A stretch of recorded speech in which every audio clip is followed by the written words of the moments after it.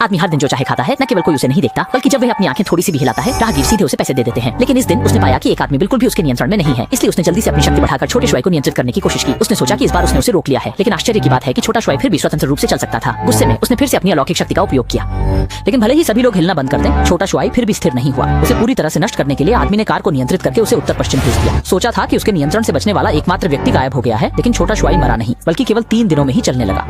असल में शाओ शॉय भी एक ऐसा व्यक्ति है जिसके पास अलौकिक शक्तियां हैं। चाहे उसे कोई भी चोट लगे, वह 3 दिनों के भीतर चमत्कारिक रूप से ठीक हो जाता है। जब आदमी ने देखा कि शाओ शॉय मरा नहीं है, तो वह सीधे शाओ शॉय के घर में घुस गया। केवल 2 सेकंड में सभी को उसने स्थिर कर दिया और वे हिलना बंद कर दिए। जब शाओ शॉय ने सिर घुमाया तो उसने सीधे आदमी की शैतानी आंखों का सामना किया।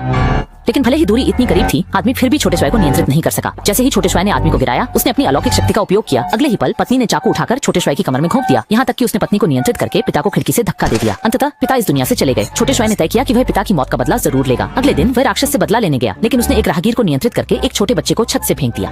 बेबसी में तचवांग को बच्चे को पकड़ने के लिए कूदना पड़ा, लेकिन असली खतरा अब आ ही रहा था।